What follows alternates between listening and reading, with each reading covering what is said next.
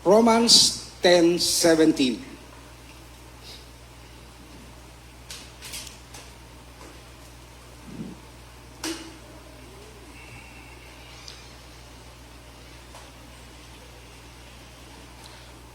Sabi rito, so then, faith comes by hearing and hearing by the word of God. Dalawang hearing. Faith comes by hearing. Hearing first dahil sinabi, may nagsabi. Then hearing is ikaw na yon. You meditate what you hear. So, hearing first, siyempre merong magsasalita, magbabalita. Siyempre merong magpipreach. So, sinasabi. And then, hearing, again, ikaw na yon. Kasi, hindi naman lahat ng naririnig natin ay na-absorb natin. Amen? So, it's your part na i-meditate kung ano yung narinig mo. Para magkaroon ng effect sa iyo yung narinig mo, kailangan i-meditate mo. Amen? So, ikaw na yon. Hindi pwedeng, Pastor, ikaw nga mag-meditate sa akin. Hindi pwede. Ikaw yon. Personalan to. Ikaw ang mag-meditate ng mga narinig mo. And ikaw rin ang magdi-decide kung ano magiging outcome ng mga narinig mo. Amen? Para maging productive or maging kung ano man yung maging resulta nito sa sarili mo.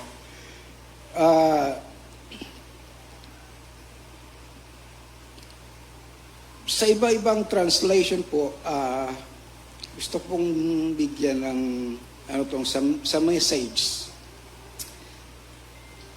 Sa message translation, ito. Kasi sa message translation, inumpisa niya sa verse 14. Sabi rin sa verse 14, but how can people call for help if they don't know who to trust? And how can they know who to trust if they haven't heard of the one who can be trusted? And how can they hear if nobody tells them?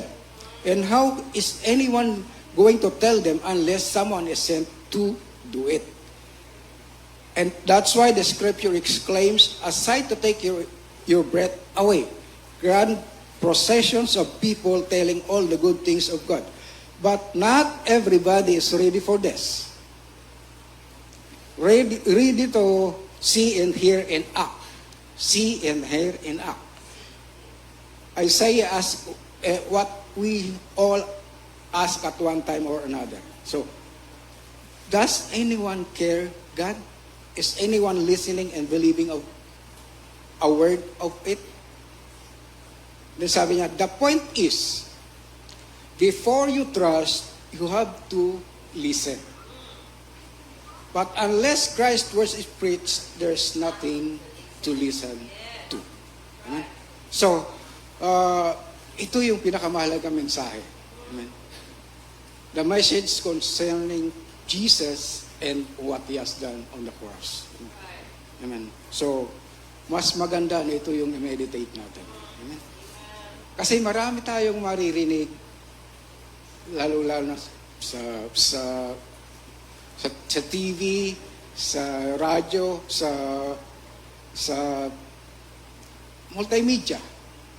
Marami tayong maririnig doon. Marami tayong mapapakinggan na kadalasan hindi naman maganda balita. So, at minsan, imbis na mag-lift up sa iyo, down ka. Matatakot ka. Amen? So, be careful. Sabi nga ni Jesus, take heed what you hear. Amen?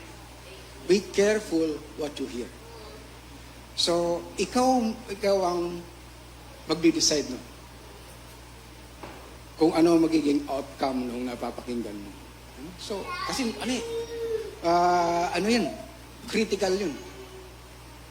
Kung ano yung magiging reaction mo or response mo doon sa napapakinggan mo.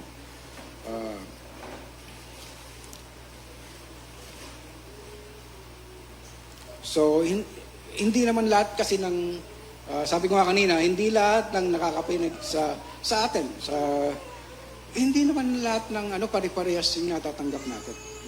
Although parehas yung napakinggan natin, pero iba-iba yung dating sa atin. Amen? At sabi nga sa Hebrews 4 verse 2, Hebrews 4 verse 2. For indeed the gospel was preached to us as well as to them. But the word which they heard did not profit them, not being mixed with faith in those who heard it. So, bakit hindi nagkaroon ng profit sa kanila? Kasi sabi rito, hindi nila sinamahan ng pananampalataya. Amen? So, although lahat naman nakapakinig, pero hindi naman lahat nakatanggap. So, wala namang, saan ba yung problema? Doon sa nagsasalita? Wala doon sa nakikinig. Amen? So, kung paano niya tatanggapin yun. Amen? At kung titingnan po natin yung ministry ni Jesus, ito yung order of priorities ng yung ministry ni Jesus. Number 1, teaching, preaching, and healing. Amen? Teaching, preaching, and healing. Bago siya magpagaling, nagtuturo muna siya. So, para mapakinggan niya. Sabi ni Kenneth Hagin, pagka merong nagpapagaling na, talagang gumagaling agad.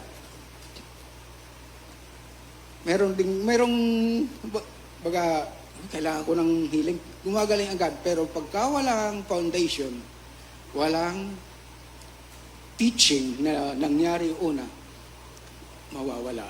Eventually, mawawala yun. Amen. Baka pag bumalik yun, mas malala pa. Amen. Kasi wala siyang foundation. Amen. So, gano'n yung ginagawa ni Jesus. Teaching, preaching, and healing. Sa Matthew 4:23,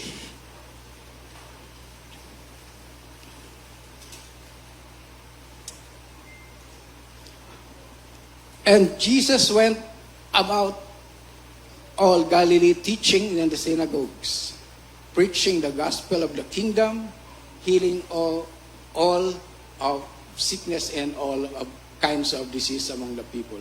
Teaching in the synagogues, preaching the gospel of the kingdom, and healing all of sickness and all. So, yun yung order of priority ni Jesus sa kanyang ministry. Luke 15, Luke 5:16, 5:15 and 6 and 17. They came to Jesus to hear and to be healed. To hear and to be healed. So, hearing muna bago yung healing. So, ano yan? Doon ka lang kasi magkakaroon ng pananampalataya pagka meron kang naririnig. So, hindi ka magkakaroon ng pananampalataya sa isang bagay kung wala kang narinig patungkol dito. Hindi ka magkakaroon ng pananampalataya sa Diyos kung wala kang narinig patungkol sa Diyos. Hindi ka magkakaroon ng pananampalataya sa tinapos na gawa ni Jesus kung hindi mo narinig yung ginawa ni Jesus doon sa krus ng Kalbaryo. So, maririnig mo muna. And, ito, sa Mark 5:25, tingnan po natin yung story nung ano na ito eh, kumbaga, ilang sabihin natin, paulit-ulit lang. hindi po ang salita ng Diyos progressive yan. Amen. Hanggat na niya sa iyo ang Holy Spirit, merong i-reveal yan sa iyo na may bago yan. Amen. Amen. So, huwag natin pang hinawaan. Sabi nga ni Pastor John, huwag kang manghinawa. Pagka may narinig po tayo na familiar sa atin, mas maganda nga yung familiar sa iyo, and then pagka narinig mo ulit, meron ka ulit matatanggap. Kasi, pag narinig mo dati, meron kang natanggap. Pag narinig mo ulit, meron ka ulit natatanggap. Kasi ganun ang salita ng Diyos. Amen? Now, a certain woman had a flow of blood for 12 years and had suffered many things from many physicians. She had spent all that she had and was no better, but rather grew worse. When she heard about Jesus, she came behind him and in the crowd and touched his garment. For she said, "If only I may touch his clothes, I shall be made well." Immediately, the fountain of her blood was dried up, and she felt in her body that she was healed of the affliction. And Jesus, immediately knowing in himself that power had gone out of him, turned around in the crowd and said, "Who touched my clothes?" But his disciples said to him, You see the multitude thronging you, and you say, "Who touched me?" And he looked around to see her who had done this thing. But the woman, fearing and trembling, knowing that had happened to her, that what had happened to her, came and fell before him and told him the whole truth. So, the woman heard about Jesus. She heard about Jesus. Siguro, baka inisip niya, sana noong ko pa napakinggan. Sana noong ko pa narinig to. Sana di na naubos yung kayamanan ko. Sana di na lumala yung sakit ko. So, what the point is, sabi nga ni Madam kanina, there is an appointed time. Alam ni Lord. Amen. Alam ni Lord yung, sabi nga, yung ano raw, yung mga lifeguard. Pagka meron nakikita silang nalulunod, hindi agad nila pupuntahan yan. Kasi magpapapasag yan. Pagka nakapitan sila ron, baka pati siya madami. So, hinihintay muna nila na mapagod. Mapagod yung nalulunod. Saka nila pupuntahan. So, si Lord merong right timing. Amen. So, dumating na sa point na yung babae is, wala na siyang ibang maaasahan.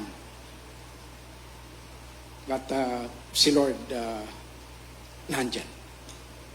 Amen. Amen. Pinuntan siya ni Lord. At sabi nga, she heard about Jesus. And when she heard about Jesus, she got faith.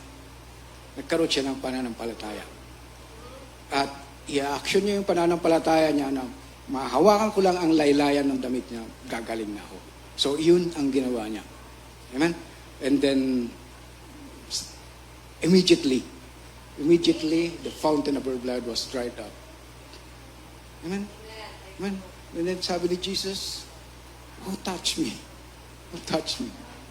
Sabi nga I think si Trixie yata nag-share no na, yung babaeng ito parang, si Madam, sabi, parang nakayuko na.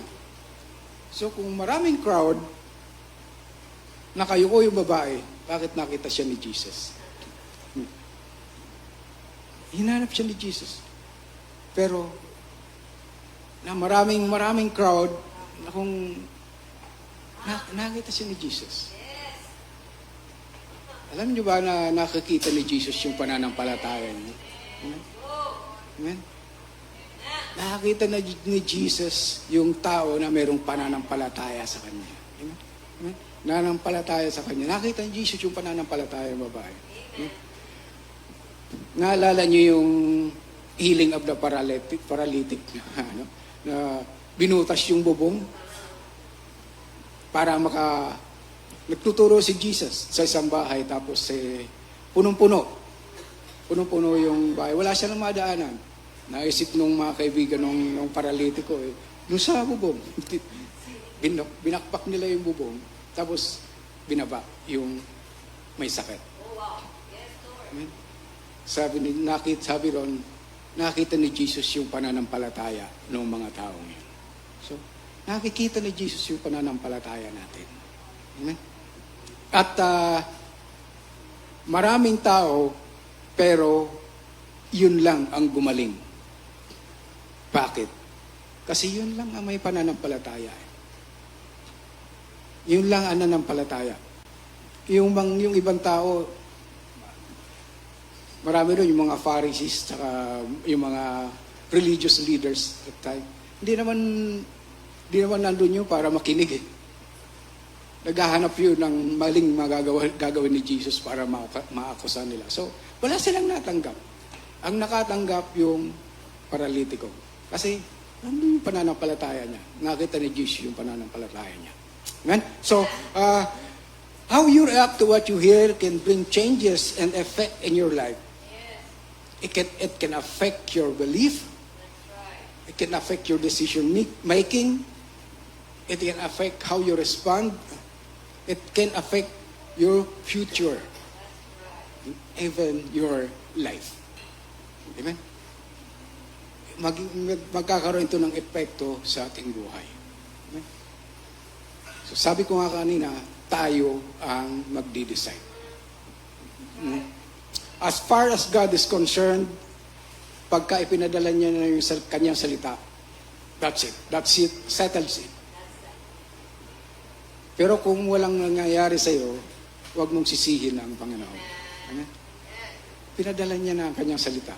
Nasa iyo na. Amen. Pag sinabi ni Lord na magaling ka na, magaling ka na. Amen? So, Lord, bakit? Wala na problema kay Lord yun. Amen? Nasa atin na yun. So, tingnan po natin sa Bible. Marami po rito na dahil sa reaction nila, sa response nila sa kanilang narinig, ito'y nagkaroon ng epekto sa kanilang future, sa kanilang buhay. Numbers chapter 13. Ito, ano na rin to? Madalas na rin nating mapakinggan to. Numbers 13 verse ito yung yung pinadala ni Moses, yung 12 spies para mag-spy doon sa Promised Land. At sa verse 25, 13:25. And they returned from spying out the land after 40 days. So, 40 days. 40 days silang nag-spy. And then, dito lang, sunod na lang natin sa verse 27. Then they told him. So, ang naunang, bakit naunang nag-report yung 10? Dapat naunang nag-report yung 2. Pero naunang nag-report yung 10. Sabi niya, we went to the land where you sent us. It truly flows with milk and honey. And this is its fruit. May dala-dala silang ubas na yung mga fruits nung land. Nevertheless, the people who dwell in the land are strong. The cities are fortified and very large. Moreover, we saw the descendants of Anak there. Descendants of Anak. The Amalekites dwelt in the land of the south. The Hittites, the Jebusites, the Amorites dwell in the mountains, and the Canaanites dwell by the sea and along the banks of the Jordan. Then, verse 30, Caleb quieted the people before Moses and said, let us go up at once and take possession, for we are well able to overcome it. But the man who gone up with him said, we are not able to go up against the people, for they are stronger than we. And they gave the children of Israel a bad report of the land which they had spied out, saying, The land through which we have gone as spies is a land that devours its inhabitants, and all the people whom we saw in it are men of great stature. There we saw the giants. The descendants of Anak came from the giants, and we were like grasshoppers in our own sight, so we were in their sight. So sabi ko, bakit naunang nag-report yung 10?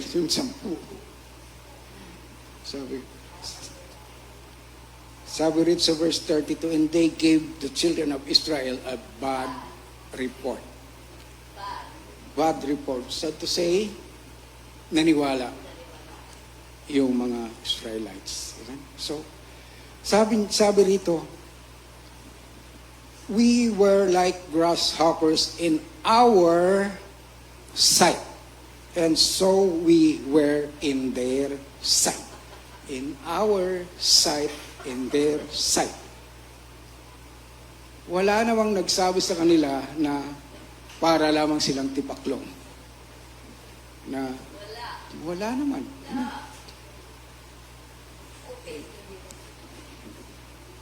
Hallelujah. But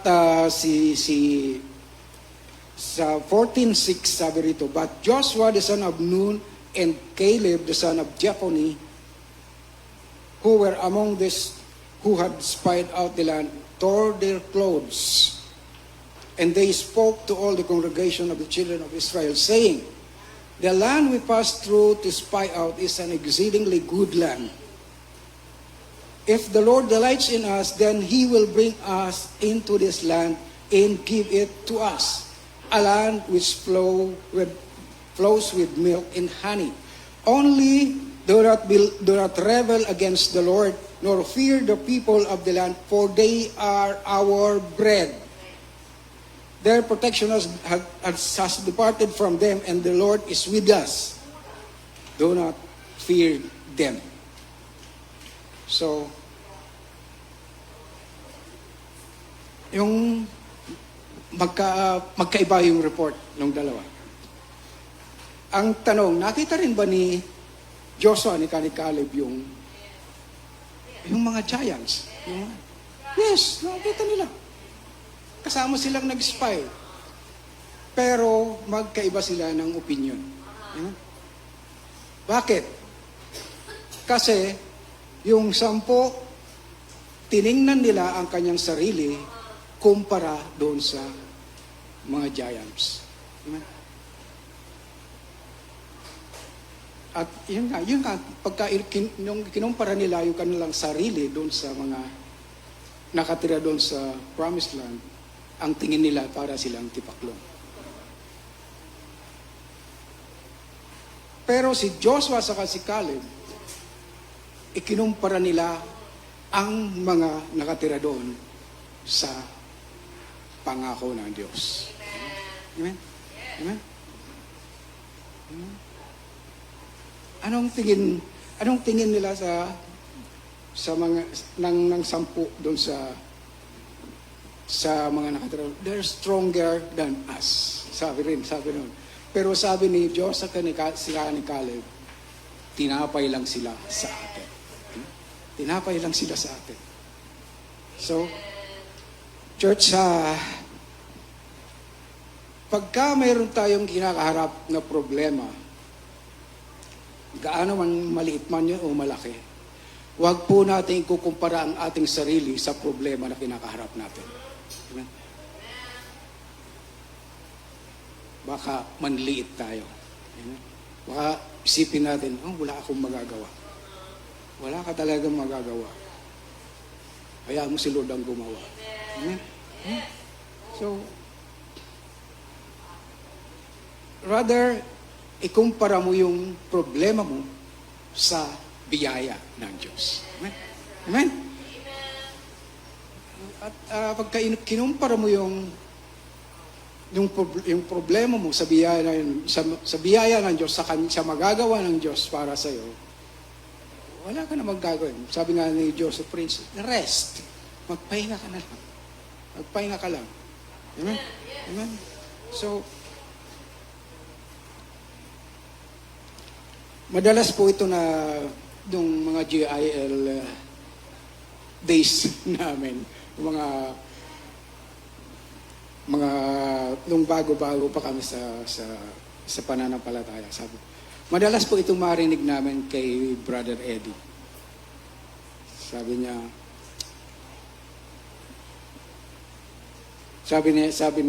Madalas sabihin ni Brother Eddie, na kapag ka ikaw ay may kinakaharap na problema, sabi niya, kasing laki man ng barko ang problema mo, ang biyaya naman ng Diyos kasing laki ng dagat.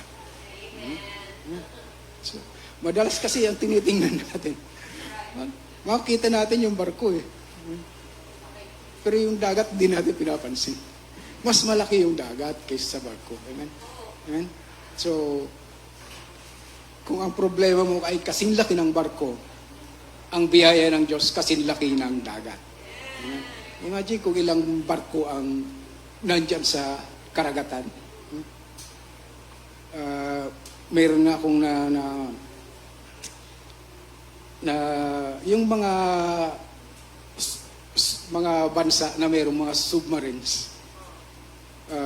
Yung US yata is more than 70, China more than 60. Yung iba-ibang bansa pa. Sabi ko, yung Russia, yung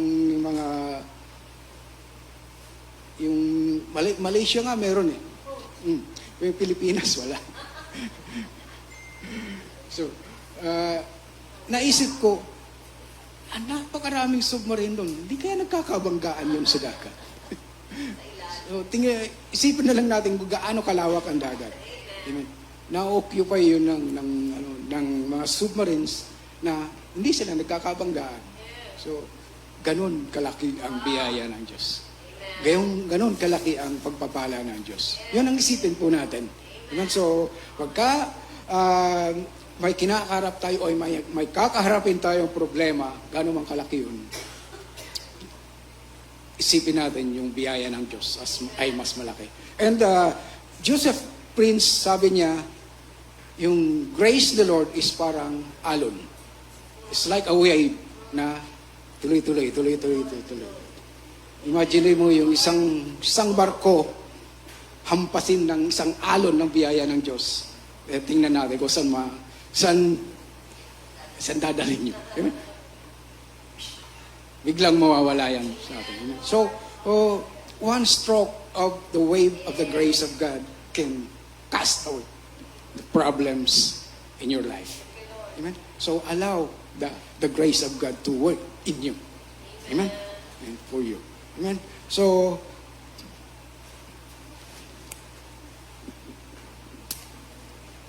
ganun po kalaki ang biyaya ng Diyos. So, ganun po yung how, kung titignan po natin, nakakalungkot dahil yung buong Israelites ay naniwala doon sa bad report. So, anong nangyari sa kanila? Hindi nila narating yung promised land. At nagpaikot-ikot sila doon sa wilderness. Sabi nga ng Diyos, gusto nang ang pagpapatayin ng Diyos kasi nakukulitan na si Lord eh. Pero sabi ni Moses, wag muna Lord.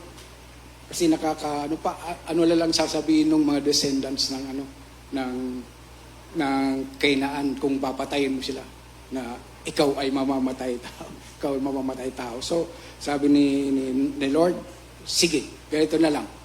Sa bawat isang araw na in-spy niyo sa promised land, dadagdagan ko ng 1 taon. So for 40 days, naging 40 years. Hanggang sa mamatay yung old generations na naniwala dun sa report ng 10. At ang nakapasok lang si Joshua, saka si Caleb, saka yung younger generation. So, nakakalungkot. Dapat, lang yun. Dapat 11 days lang na journey mula Egypt hanggang sa baka mararating nila yung promised land. So, wala. Kasi, yun ang pinaniwalaan nila eh. So, yun ang naging reaksyon nila doon sa salita na narinig nila. So,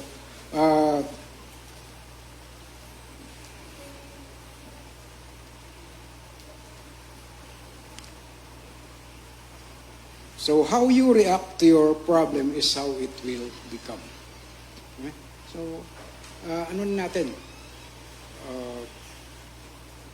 Piliin natin paniwalaan. Sabi nga doon sa kanta natin is trust in God. Trust in God. Trust in what He can do to what we are facing. Amen? Amen? At hindi naman hahayaan ni Lord na mapahamak ka. Hindi man hahayaan ng Panginoon na manatili ka dyan sa kinakaharap mong problema. Merong ways si Lord. Amen?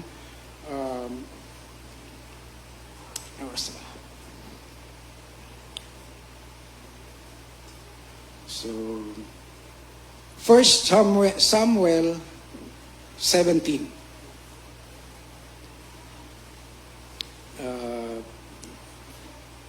Mahaba po ito, pero for the sake of time, siguro kukuha na lang ako ng isang marami kasing abang minimeditate ko po ito, abang binabasa ko po ito, para ang daming dumarating na mga revelation from God na may share ko dapat. Kaya lang medyo kulang na tayo sa oras. So, merong isa na lang. Isang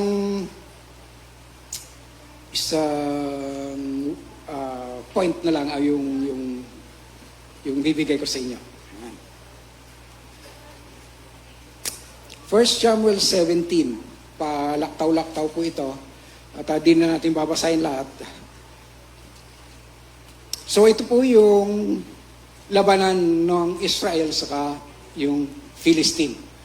Israel sa kabilang bundok, Philistine sa kabilang bundok, and then merong valley.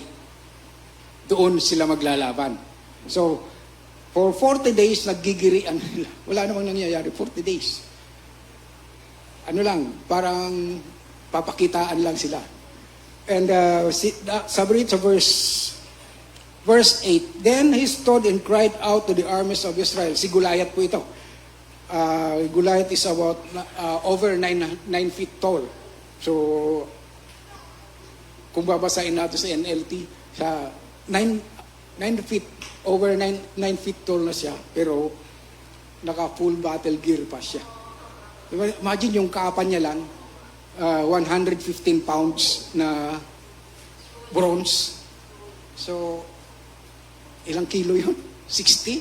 60 kilos. Ano lang, kapa lang. So, verse 8, Then he stood and cried out to the armies of Israel and said to them, Why have you come out to line up for battle? Am I not a Philistine and you, the servant of Saul? Tanda po natin, servant of Saul. Then sabi niya, Choose a man for yourselves and let him come down to me. So pumili kayo ng isang tao na lalaban sa akin. Huwag na tayo maglabanan ng maramihan. Isa-isa na lang. One-on-one na lang. Sabi niya, pumili kayo ng ilalaban nyo sa akin. Sabi niya, pag napatay niya ako, magiging alipin niyo kami. Pero pag napatay ko siya, nanalo ako sa kanya, magiging alipin namin kayo. So, yun lang usapan. And, sabi nito, and the Philistine, sabi ng Philistine said, I defy the armies of Israel this day. Give me a man that we may fight together. I defy. Hinihiya niya. Hinihiyaya niya yung mga sundalo ng Israel. Then sabi rin sa verse 11, When Saul and Israel heard these words of the Philistine, they were dismayed and greatly afraid. So, nung marinig nila Saul at nung mga sundalo, natakot sila. Amen. So, then, verse 16, And the Philistine drew drew near and presented himself 40 days, morning and evening. So, 40 days, umaga at saka gabi, ganon at ganon yung sinasabi niya dun sa sundalo ng Israel. So, ibig sabihin, 40 days na takot yung mga sundalo ng Israel. Stress na siguro sila. Kaya sabi ni Jesse, sabi kay David, punta nga rin sa mga kapatid mo, dalhan mo ng pagkain. At tingnan mo kung kumusta na, ng kalagayan nila. So, 40 days and 40 nights. Tapos yun ang naririnig nila. And lagi silang takot. So, si David na pinadala. Then, pumunta si David, sumunod siya sa tatay niya, and dumating siya doon sa kampo ng Israel. Verse 23, then as he talked with them, meron siyang katsikahan, meron siyang kamaritisan. Then as he talked with them, there was the champion, the Philistine of Gath, Goliath by name, coming up from the armies of the Philistines, and he spoke according to the same words. So, ganon at ganon yung sinasabi niya sa Israelites. So, David heard them. So, dito sa verse 11, Saul and Israel heard. Pero natakot sila. But dito, sabi sa verse 23, so David heard them. Narinig ni David. First time na narinig ni David yung mga pinagsasabi ng Philistine, ni Goliath. Amen? At ano po yung reaction niya? Kasi at that time na tumayo naman si Goliath, nagtakbuhan na yung mga sundalo ng Israel. And then, habang nagtatakbuhan sila, merong nagsabi, nakita mo ba yung higante na yon? Sabi niya, alam mo ba kung sino ang makakapatay doon, merong mga reward na matatanggap? Sabi rito,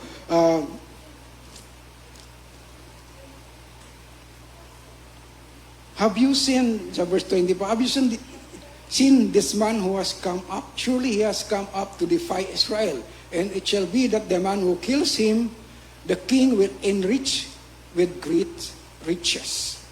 Great riches, give him his daughter as wife, and give his father's house exemption from taxes of Israel. So, yun ang reward. Yun ang reward na makakapatay. Then, narinig na David. Nagka-interest po si David. Amen? So, sila 40 days na nilang narinig. Wala man lang nagka-interest. But David, nagkaroon siya ng interest doon sa narinig niya. Dahil narinig niya kung papaano niya alipustahin, kung papaano niya hiyain, kung paano niya insultuhin, hindi lang yung armies ng Israel, kundi pati yung Diyos ng Israel. So, nagkaroon ng galit. Ayaw ni David noon. Amen? Siya lang ang nagkaroon ng lakas ng loob. No? Ano kasi ito? Maalala po natin sa chapter 16, in-anoint ni Samuel si David to be the next king of Israel. So, training niya na to. Amen? Tinitrain na siya ni Lord dito. Amen? Amen? So, verse 26, then David spoke to the men who stood by him, saying, what shall be done to the man who kills the Philistine and takes away the reproach from Israel? For who is this uncircumcised Philistine that he should defy the armies of the living God? Amen?